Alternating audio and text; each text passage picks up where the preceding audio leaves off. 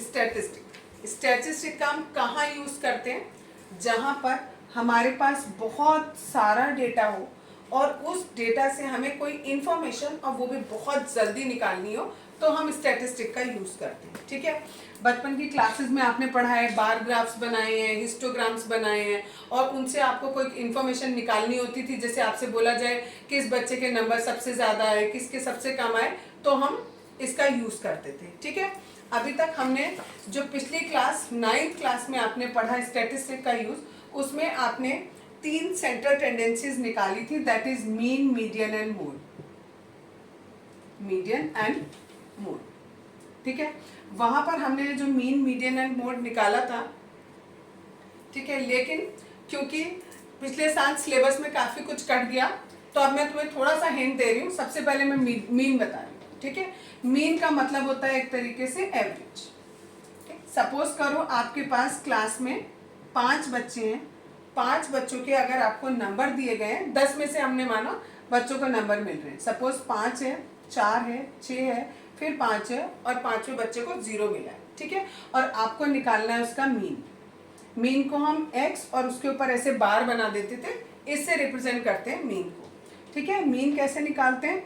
जितने भी ये नंबर्स हैं, sum of all the observation, sum of all observation, और यहाँ पर नंबर ऑफ ऑल ऑब्जर्वेशंस। ठीक है, यहाँ पर कितनी ऑब्जर्वेशन? 1 2 3 4 5, 5 ऑब्जर्वेशन है। इन पांचों को हम ऐड अप करेंगे और डिवाइड करेंगे 5 से। जब आप इसे जोड़ोगे तो आएगा 20/5, दैट इज 4। यानी जो आपका मीन आएगा इस डेटा का, वो क्या हो जाएगा? 4 हो जाएगा। ठीक, अच्छा, ये सीखने से पहले कि इससे भी पहले आपको ये पता होना चाहिए डेटा किसे कहते हैं और इंफॉर्मेशन किसे कहते हैं। ठीक है, अगर हमारे पास एक क्लास के बच्चों के नंबर थे जो कि हमने यहाँ लिखे हुए थे, दैट इज रॉ डेटा। ठीक है, और अगर हम इसे थोड़ा सा प्रोसेस कर दें और इंक्रीजिंग ऑर्डर या डिक्रीजिंग ऑर्डर में लगा दें, तो हम उसे इंफॉर्मेशन बोल देते हैं। ठीक है, क्योंकि हमें इस डेटा से अब क्या मिल रही है? कोई इंफॉर्मेशन मिल रही है कि मिनिमम कितने मार्क्स हैं, मैक्सिमम कितने मार्क्स हैं।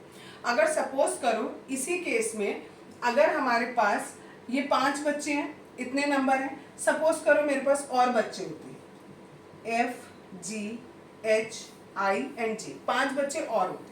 ठीक है, और इनके नंबर भी 5 5 5 0 और एक क्या है 10। ठीक है, अगर ऐसे डेटा दिया होता तो हम क्या करते? एवरेज निकालने के लिए मैं क्या करती? देखो, जो नंबर बिल्कुल अलग हैं, जैसे ये और ये 5 नंबर अलग हैं, बाकी सारे नंबर 5 5 हैं, तो इजी कैलकुलेशन के लिए मैं क्या करूंगी? इन 5 नंबर को एक साथ जोड़ूंगी, प्लस 5 कितनी बार आ रहा है? 1 2 3 4 5 बार आ रहा है। 5 को 5 से मल्टीप्लाई कर दूंगी, इससे क्या होगा? मेरा कैलकुलेशन बहुत इजी हो जाएगा। 45 आ गया, और यानी इन सारे नंबर्स का सम कितना आ गया? 45 आ गया। और टोटल ऑब्जर्वेशन कितनी है मेरे पास? 10 है। डिवाइड कर दूंगी 10 से, तो मेरा 4.5, ये मेरा क्या आ जाएगा? मीन आ जाएगा। ठीक है, ये जितना भी डेटा था मेरे पास, दैट इज रॉ डेटा, और ये डेटा एक चीज और है, that is called ungrouped. Ungrouped का मतलब है हमने इसके ग्रुप नहीं बनाए। ठीक, अब मैं आपको बताऊंगी ग्रुप कब बनाते हैं और क्यों बनाते हैं और कैसे बनाते हैं। अभी मैंने केवल इतना बताया आपको कि हमारे पास 5 बच्चे हैं या 10 बच्चे हैं। अगर सपोज करो कि आपके पास 100 बच्चे, ठीक है, अब 100 बच्चों के नाम आप यहाँ लिखोगे, उसके साथ आप उनके नंबर्स लिखोगे और फिर कैलकुलेशन करोगे, आपको बहुत टाइम जाएगा। तो हम क्या करेंगे? हम जितना भी हमारे पास नंबर ऑफ स्टूडेंट्स हैं, उनको हम ग्रुप्स में डिवाइड कर देंगे। तो हमने कहा 0 से लेकर 10 तक, 10 से 20 तक, 20 से 30 तक, 30 से 40 तक, 40 से 50 तक, इस तरीके से करते करते 90 से 100 तक। ये मैंने क्या किया? बच्चे जो थे वो तो थे ही थे, साथ में मैंने क्या किया? जितने नंबर्स थे उन नंबर्स को भी डिवाइड कर दिया। ऐसे बच्चे जिनके मार्क्स 0 से 10 के बीच में आए हैं, उनको मैं उनकी काउंटिंग में यहाँ पर लिख दूँ। ठीक है, सपोज करो 5 बच्चे ऐसे हैं जिनके नंबर किसके बीच में आए, 0 से 10 के बीच में आए, तो वो मैं नंबर यहाँ लिख दूँगी। ठीक, एक तरीका और भी होता है, पहले वो और देख लो इसकी बजाय। उसमें ये है, सपोज करो 5 नंबर 5 बच्चों के आए, ठीक है, 10 नंबर 2 बच्चों के आए, 3 नंबर 7 बच्चों के आए।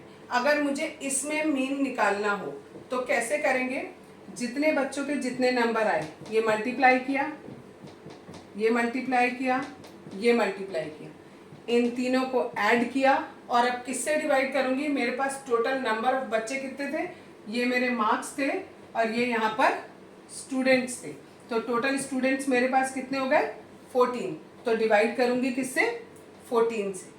ठीक है, ये बात क्लियर हुई। अब वापस इसमें बताती हूँ दूसरा केस, जो मैंने नंबर्स डिवाइड किए थे, मार्क्स हमने 0 से 10 किया, 0 से 10 मान लिया 5 बच्चों के आए, 10 से 20 2 बच्चों के आए, 30 से 40 7 बच्चों के आए। अब इससे हम मीन कैसे निकालेंगे, उसके लिए हमें यहाँ पर क्या चाहिए होता है, एक चाहिए होता है that is called class mark. ठीक है, क्लास मार्क होता क्या है, क्लास मार्क इक्वल टू होता है lower limit plus upper limit divided by 2। ये lower limit plus upper limit, पहले ये लिखो या पहले ये लिखो, उससे कोई फर्क नहीं पड़ता, डिवाइड बाय 2 कर दो। अब ये जो पहली क्लास है इसे कहते हैं हम क्लास इंटरवल। ठीक है, और अब मैं क्या निकाल रही हूँ, इससे क्लास मार्क निकाल रही हूँ। कैसे निकलेगा, 0 प्लस 10, ये लोअर लिमिट ये अपर लिमिट, और डिवाइड बाय 2, 10 बाय 2 कितना हो गया 5, तो क्लास मार्क आ गया मेरा 5। नेक्स्ट हमने क्या किया, 10 से 20 दिया है, 10 प्लस 20 डिवाइड बाय 2 यानी 30 बाय 2 दैट मीन्स 15। अगला इसी तरीके से आएगा 25। ये मैंने किया क्यों, देखो अभी मैंने तुम्हें इससे जस्ट पहले तुम्हें एग्जाम्पल बताया था, उसमें मैंने यहाँ नंबर लिखे थे, मार्क्स लिखे थे, 5 लिखे थे, यहाँ 10 लिखे थे और यहाँ 2 लिखे थे आई थिंक। ठीक है, तब हमने क्या किया था, इसको और इसको मल्टीप्लाई किया था। अब हमारे पास जब क्लास इंटरवल है तो हमारे पास ये क्लास मार्क नहीं है। ठीक है, तो ये निकालने के लिए मैंने ये मेथड यूज किया है, क्लास मार्क। ठीक है, अब हमारे पास ये नहीं है, डायरेक्ट मार्क्स नहीं है, हमारे पास क्या है, क्लास इंटरवल है। जब हमारे पास क्लास इंटरवल होता है और नंबर ऑफ स्टूडेंट को हम कहते हैं फ्रीक्वेंसी। ठीक है, ये नंबर ऑफ स्टूडेंट को कहा फ्रीक्वेंसी, और क्लास इंटरवल से हमें क्या निकालना पड़ता है, क्लास मार्क निकालना पड़ता है। और अब हमें क्या निकालना है, मीन निकालना है। मीन निकालने का फिर वही तरीका, इसको और इसको मल्टीप्लाई करो, इसको और इसको मल्टीप्लाई करो, इसको और इसको मल्टीप्लाई करो, इन तीनों को सम अप कर दो, जो भी इनका सम आया, सपोज ए इनका सम आया, वो सम यहाँ रखो और टोटल फ्रीक्वेंसी नीचे रखो। फ्रीक्वेंसी कितनी है 14, इसको आप डिवाइड करोगे तो आपको क्या मिलेगा, मीन मिलेगा। इसे हम डायरेक्ट मेथड कहते हैं। ठीक है, this is called direct method. अब देखो इतना बता दिया तुम्हें कि मीन कैसे निकलेगा। अब मैं इस मीन से इसका फॉर्मूला आपको बताने जा रही हूँ। देखो मीन को हम रिप्रेजेंट करते हैं एक्स बार से। यहाँ हमने ये क्या लिखा है, सम लिखा है। किसका सम लिखा है, ये जो तीनों आए इनका सम लिखा। ठीक है, अब ये क्लास मार्क है, क्लास मार्क को हम एक्स से रिप्रेजेंट करते हैं, तो ये x1 हुआ, ये x2 हुआ, ये x3 हुआ। ठीक है, ये फ्रीक्वेंसी है, तो दैट इज f1, f2 और f3। तो हमने क्या किया, पहले x1 और f1 इन दोनों को मल्टीप्लाई किया, तो यहाँ पर आया x1 f1, यहाँ x2 f2 और यहाँ x3 f3, और उसके बाद मैंने सबको क्या किया, ऐड किया, x1 f1, x2 f2, x3 f3। और अगर मेरे पास और भी डेटा होता तो मैं ऐसे ही आगे आगे बढ़ती रहती। और डिवाइड किससे किया मैंने, टोटल मिलाकर हमारी जो फ्रीक्वेंसी है यानी f1 plus f2 plus f3, इन सबको ऐड अप कर दिया मैंने। ठीक है, इससे हमारी क्या निकलेगा, मीन निकलेगा। अब इसके लिए भी एक और शॉर्ट में फॉर्मूला है, जब हमारे पास एक से ज़्यादा वैल्यूज़ होती हैं ऐसे सम करने की, तो देखो उसे कैसे रिप्रेजेंट करते हैं। ग्रीक भाषा का एक शब्द है जिसको हम बोलते हैं सिग्मा, ठीक है, इसको बोलते हैं सिग्मा। इसमें हमने लिखा x और f, दोनों में लगाया मैंने i। दोनों में सेम इसलिए लगाएंगे क्योंकि हमारा यहाँ पर ये भी 1 है, ये भी 1 है। जब ये 2 है तो ये भी 2 है, जब ये 3 है तो ये भी 3 है। और यहाँ पे लिख दिया i = 1 से लेकर n तक, ठीक है। यानी हमें सम अप करना है किन वैल्यू का, इन सारी वैल्यूज का। इन सारी वैल्यू में पहले मैंने i की वैल्यू रखी 1, तो मेरा आया x1 f1।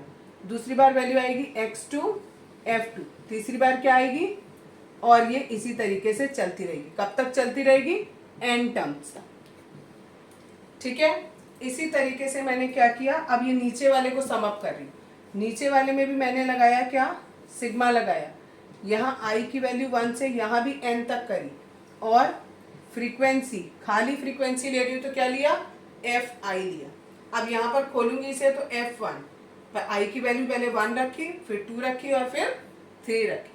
तो ये फॉर्मूला मेरा क्या बना, x बार यानी जो आपका मीन है उसका फॉर्मूला बना सिग्मा i 1 से लेकर n तक xi fi, सिग्मा i = 1 से लेकर n तक fi। ये मेरा शॉर्ट में फॉर्मूला बन गया किसका, मीन का। इसी में देखो ये जो ऊपर n लिखा हुआ है, इस n का मतलब है कि हम इसे आगे कहाँ तक, n तक बढ़ा सकते हैं। अब ये जो n की वैल्यू है, सपोज करो मेरे पास जैसे यहाँ पर केवल कितने टर्म थे, मेरे पास 3 टर्म थे, 1 2 3, तो मैं क्या लिखूंगी यहाँ पर, सिग्मा i = 1 से लेकर केवल 3 तक, ठीक है।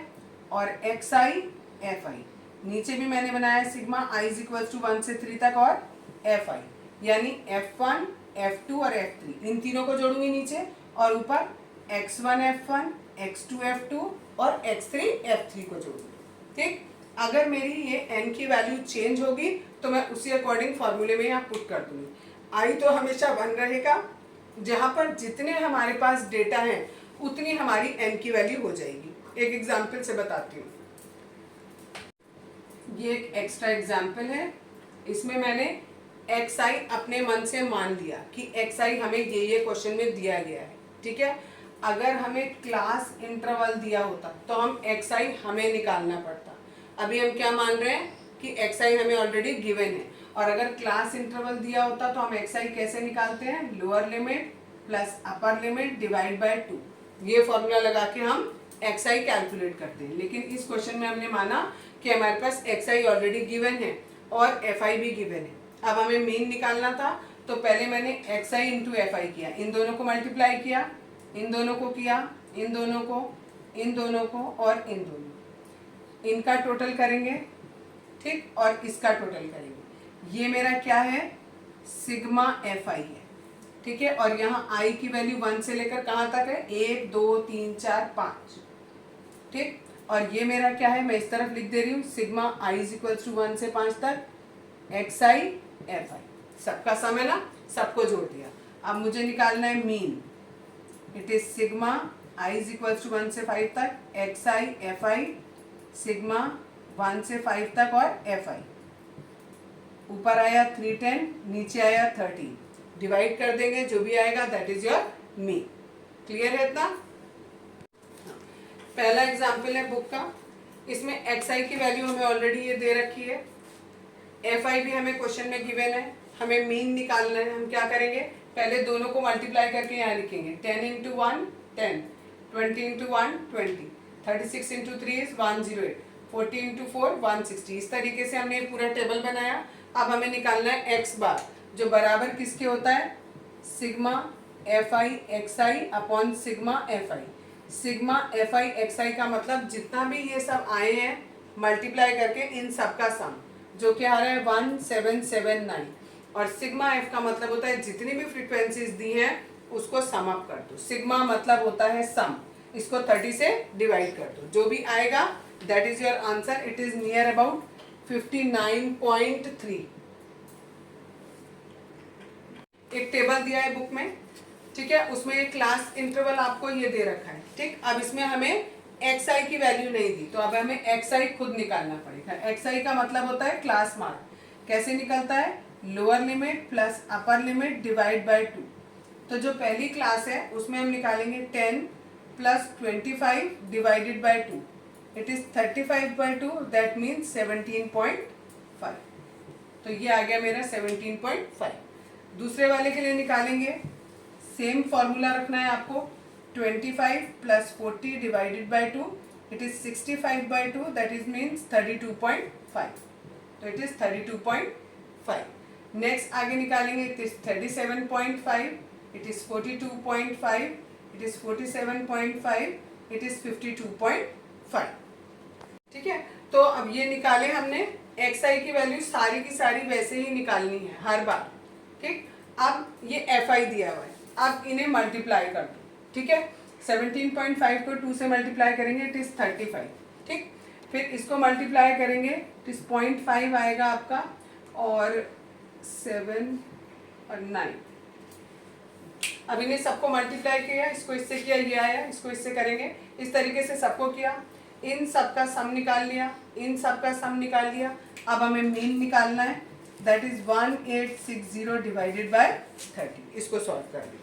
ठीक है, इट इज 62 के अबाउट आएगा, 0 से 0 कट जाएगा, 3 से इसको कट कर देंगे। अब नया मेथड बताने जा रही हूँ, that is called assumed mean method. Assumed mean method, इसमें हमें क्या करना पड़ेगा, हमारे पास सी आई गिवन होगा और फ्रीक्वेंसी गिवन होगा। सी आई मीन्स क्लास इंटरवल। इस क्लास इंटरवल से पहले क्लास मार्क निकालेंगे। कैसे निकाला जाता है? Lower limit plus upper limit divided by 2, यानी 10 प्लस 25 डिवाइड बाय 2। ये करेंगे तो हमारा 17.5 आएगा।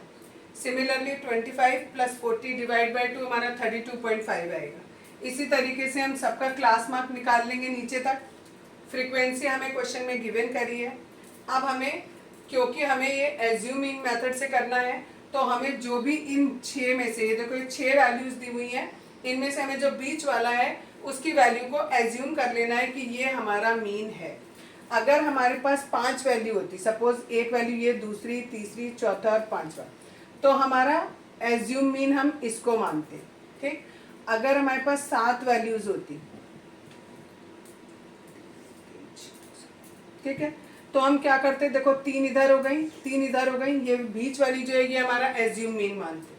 ठीक, लेकिन अभी हमारे पास कितनी वैल्यू दी है? इवन नंबर में दी है, दैट मीन्स 6 दी है। जब हमारे पास 6 वैल्यूज गिवन होती हैं, तो हमारे बीच के 2 नंबर जो हैं ये मीन में आएंगे। इनमें से जो पहले आएगा उसको हम एज्यूम मीन मानेंगे। तो इसी तरीके से ये जितने भी क्लास इंटरवल हैं, देखो 6 दिए हैं, एक क्लास इंटरवल नहीं, सॉरी क्लास मार्क, 1 2 3 4 5 और 6, इनमें से जो तीसरे नंबर का है, ये दोनों वाले हमारे बीच के हुए, इनमें से जो पहला वाला है उसको हम एज्यूम मीन मानेंगे। अब हम डी आई निकालेंगे। डी आई मीन्स होता है डेविएशन। वो निकालने के लिए हम इस एक्स आई में से इसको माइनस करेंगे, यानी 17.5 माइनस 47.5 करेंगे। इसको सॉल्व करेंगे तो हमारा आएगा माइनस का 30। देखो 47.5 है और 17.5 है, दोनों को माइनस किया, 30 आया। ये नंबर इसके आगे माइनस था, बड़े नंबर में माइनस है, तो ये भी किसका हो गया? माइनस का हो गया। इसी तरीके से अब हम इस वाले नंबर में से सेकंड वाला माइनस करेंगे, यानी 32.5 माइनस करेंगे, तो हमारा आएगा माइनस का 15 आएगा। तीसरी बार इसमें से यही माइनस करेंगे, जब यही माइनस करेंगे तो 0 आ जाएगा। अगली बार जब हम इसको माइनस करेंगे तो हमारा प्लस का 15 आएगा, इसको माइनस करेंगे तो 30 आएगा, और इसको माइनस करेंगे तो हमारा प्लस का 45 आएगा। नेक्स्ट स्टेप में हमें इन दोनों को, किस किस को, एफ आई डी आई लिखा है, एफ आई ये हुआ और डी आई ये हुआ, इन दोनों को मल्टीप्लाई करके यहाँ लिखना।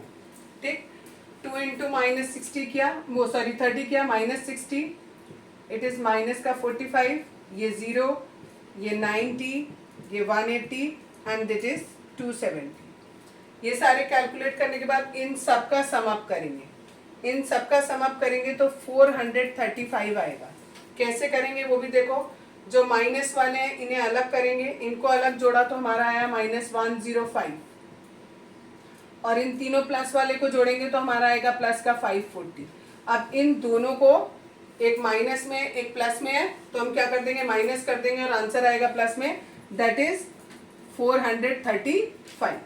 ठीक है, अब हम फॉर्मूला लगाएंगे मीन का। क्या फॉर्मूला होता है, a plus sigma F I D I upon sigma F आई। यहाँ a जो है वो हमारा एज्यूम मीन है, आप इसे कैपिटल A भी लिख सकते हो और स्मॉल a भी लिख सकते हो। ठीक है, a की वैल्यू हमारी है 47.5 plus sigma F I D I, ये हमारा आया 435, और नीचे रखेंगे सिग्मा एफ आई जो कि हमारा है 30। अब इसको एज इट इज लिखेंगे, इन दोनों को डिवाइड करेंगे तो 14.5 आएगा, और इन दोनों को ऐड करेंगे तो हमारा 62 आएगा, यानी हमारा मीन 62 हो गया। Question number 7, to find out the concentration of sulphur dioxide in the air, the data was collected for 30 localities in a certain city and is represented below. ये आपको सल्फर डाइऑक्साइड की कंसंट्रेशन दे रखी है, इससे हमने पहले क्लास मार्क निकाला, दोनों को ऐड किया, डिवाइड बाय 2 कर दिया। ठीक, फ्रीक्वेंसी हमें क्वेश्चन में गिवन की है। अब हमने डी आई निकाला। डी आई कैसे निकालते हैं हम, डी आई निकालने के लिए एक्स आई माइनस ए करते हैं। ये हमने एज्यूम मीन इसको माना है। कैसे मानते हैं, टोटल 6 दिए हैं, बीच वाले ये 2 हुए, इन 2 में से ऊपर वाले को हम कैपिटल ए मान लेते हैं, दैट मीन्स एज्यूम मीन। इसमें से इसको माइनस किया ये आया, इसमें से इसको माइनस करेंगे ये आएगा, इसमें से इसी को माइनस करेंगे तो 0, इसमें से इसको माइनस करेंगे ये आएगा, इसमें से इसको माइनस करेंगे ये आएगा, इसमें से इसको माइनस करेंगे तो ये आएगा। अब हमें निकालना है यू आई। यू आई कैसे निकलता है, जो भी हमारा डी आई होता है उसको डिवाइड कर देते हैं हम एच से। एच क्या होता है, क्लास का साइज। यहाँ क्लास का साइज कैसे निकलता है, upper limit minus lower limit. इसमें से इसको माइनस करेंगे तो 0.04 आएगा, और यहाँ पर दिया है 0.08। देखो यहाँ दिखा देती हूँ, माइनस 0.08 है, उसको डिवाइड करना है 0.04 से। ये पॉइंट से पॉइंट कैंसिल हो गया, 4 से 8 कैंसिल हो गया, 2 माइनस बचा, माइनस का 2, तो यहाँ आ गया माइनस का 2। यू की वैल्यू आ गई माइनस की 2। सिमिलरली जब हम इसको इसके क्लास इंटरवल से डिवाइड करेंगे तो हमारी वैल्यू आएगी -1, फिर 0 आएगी, 1 2 3 आएगी। अब हमें इस एफ आई और यू आई इन दोनों को मल्टीप्लाई करना है। मल्टीप्लाई करके हम यहाँ लिखते गए दोनों को, फिर इन सबको हमें एडअप करना है। अब हमें फॉर्मूला लगाना है, X bar equals to A plus sigma F I U I upon sigma F I into H. ये हमारा कौन सा है, स्टेप डेविएशन मेथड। एक स्टेप इसमें हमने और आगे कर लिया है। ए की वैल्यू जो हमने मानी थी वो रखेंगे, और सिग्मा एफ आई यू आई का सम हमारा -1 आया तो वो पुट किया, नीचे सिग्मा एफ आई वो 30 है वो रखा, और इसमें एच की वैल्यू हमारी कितनी है 0.04, तो हमने वो रख ली।